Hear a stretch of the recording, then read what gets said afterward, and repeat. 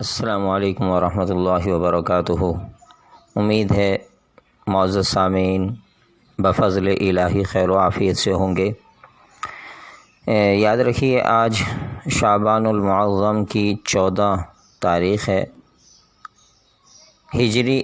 1441، اور آج کی جو شب ہوگی وہ شعبان المعظم کی 15ویں شب ہے، جسے عرف عام کے اندر ہمارے ہاں شب برات کہا جاتا ہے۔ شب برات یہ فارسی کے لفظ ہیں۔ شب کے معنی رات کے اور برات کے معنی بری ہونے کے، جو کوئی آزاد ہو جائے۔ مسلمانوں میں یہ رات شب برات کے نام سے کیوں مشہور ہوئی؟ وجہ اس کی یہ ہے کہ اللہ تبارک و تعالی اس رات میں قبیلہ بنو بکر کے بکریوں کے بالوں کے حساب سے اللہ تبارک و تعالی اس امت محمدیہ کی مغفرت کرتے ہیں، سوائے چند ایک لوگوں کے جن کا ذکر میں آگے چل کر کروں گا۔ تو امید ہے کہ شب برات کا معنی کچھ نہ کچھ آپ کے ذہن میں آ گیا ہوگا۔ شب برات کے بارے میں یہ کہنا بالکل کہ بے اصل ہے، اس کی کوئی فضیلت ہی نہیں، یہ بات ٹھیک نہیں ہے۔ شیخ الاسلام مفتی تقی عثمانی صاحب مدظ العالی وہ فرماتے ہیں کہ حقیقت یہ ہے کہ 10 صحابہ کرام سے احادیث مروی ہیں جن میں نبی کریم صلی اللہ علیہ وآلہ وسلم نے اس رات کی فضیلت بیان فرمائی۔ ان میں سے بعض احادیث سند کے اعتبار سے بے شک کچھ کمزور ہیں، اور ان احادیث کے کمزور ہونے کی وجہ سے بعض علماء نے یہ کہہ دیا کہ اس رات کی فضیلت بے اصل ہے۔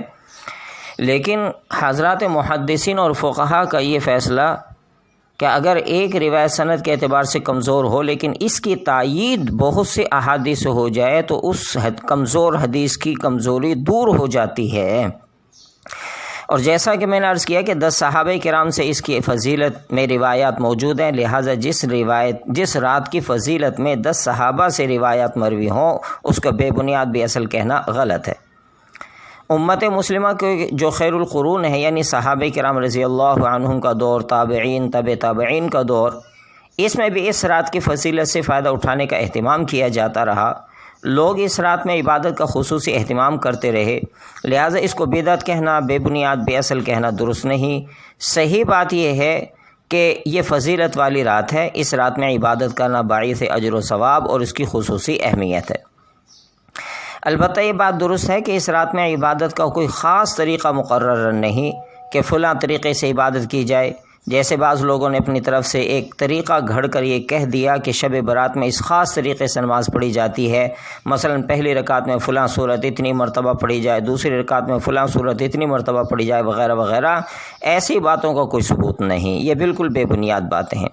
بلکہ نفلی عبادات جس قدر ہو سکیں وہ اس رات میں انجام دی جائیں۔ نفلیں پڑھیں، قرآن کریم کی تلاوت کریں، ذکر کریں، تسبیح پڑھیں، دعائیں کریں، یہ ساری عبادتیں اس رات میں کی جا سکتی ہیں، لیکن کوئی خاص طریقہ ثابت نہیں۔ ہمارے ہاں آج کل ایک یہ رسم آ گئی ہے کہ جی رات جاگی ہم نے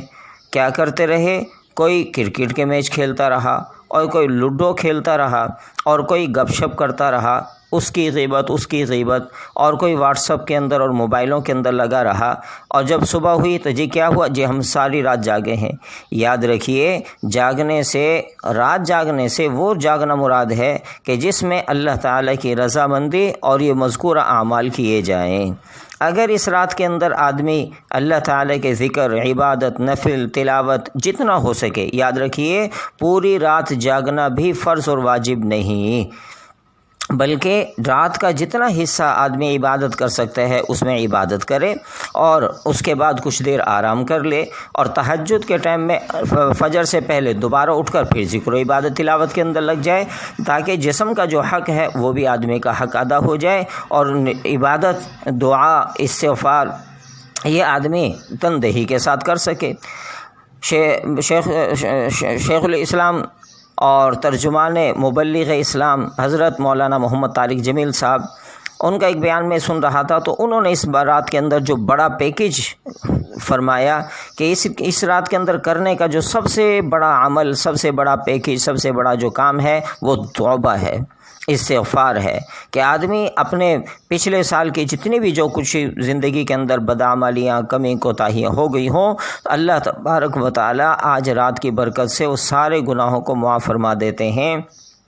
اور روایتوں کے اندر آتا ہے التائب من الذنب کمن لا ذنب لہ، کہ جس آدمی نے بھی اپنے پچھلے ماضیوں سے توبہ کر لی تو اللہ اس کے پچھلے سارے گناہوں کو معاف فرما دیتے ہیں۔ لہٰذا کرنے کا جو عمل ہے وہ یہ ہے۔ پھر اس دوسری روایتوں کے اندر آتا ہے کہ اس بابرکت رات کے اندر بھی بعض لوگ ہیں جو محروم رہ جاتے ہیں، ان پر بھی ہمیں توجہ دینا چاہیے کہ یہ فرمان خداوندی بلسان زبان نبی علیہ السلام ہم تک پہنچا۔ قطع رحمی کرنے والا، ماں باپ کا نافرمان، شرابی، زانی اور دیگر گناہ کبیروں کا ایسے ارتکاب کرنے والا، وہ لوگ اس رات میں بھی اللہ تعالیٰ کی خیر و برکت سے محروم رہ جاتے ہیں۔ اگر کسی آدمی سے ابھی تک کمی کوتاہی کے اندر یہ غفلت رہی ہے تو اسے چاہیے کہ وہ بھی اپنا اس میں توبہ استغفار کرے۔ اس رات میں ایک اور عمل جو روایات سے ثابت ہے وہ یہ کہ حضور نبی کریم صلی اللہ علیہ وسلم جنت البقیع میں تشریف لے گئے۔ اب چونکہ حضور نبی علیہ السلام اس رات میں جنت البقیع تشریف لے گئے تھے، اس لیے مسلمان اس بات کا اہتمام کرنے لگے کہ شب برات میں قبرستان جاتے ہیں۔ لیکن حضرت مفتی اعظم پاکستان مفتی محمد شفیع صاحب رحمۃ اللہ علیہ، انہوں نے ایک بڑی عجیب بات لکھی ہے۔ وہ فرماتے ہیں کہ جو ہمیشہ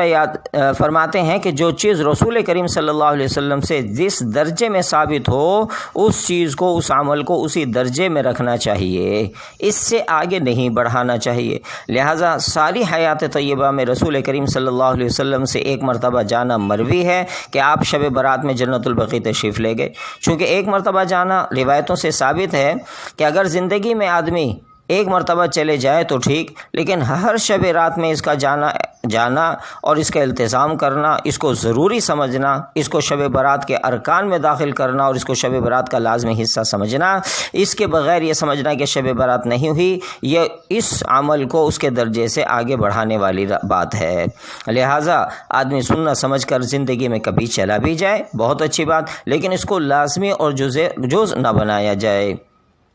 تیسری بات، شب برات کے بعد والے دن یعنی 15 شعبان کے روزے کا ہے، اس کو بھی سمجھ لینا چاہیے۔ وہ یہ کہ سارے ذخیرہ حدیث میں اس روزے کے بارے میں صرف ایک روایت میں ہے کہ شب برات والے دن روزہ رکھو، لیکن یہ روایت ضعیف ہے، لہٰذا اس روایت کی وجہ سے خاص 15 شعبان کے روزے کو سنت یا مستحب قرار دینا بعض علماء کے نزدیک درست نہیں۔ البتہ پورے شعبان کے مہینے میں روزہ رکھنے کی فضیلت ثابت ہے۔ اور البتہ اتنی بات ذہن میں رکھیں کہ 28 اور 29 یعنی شعبان کا جو آخری حصہ ہو اس میں روزہ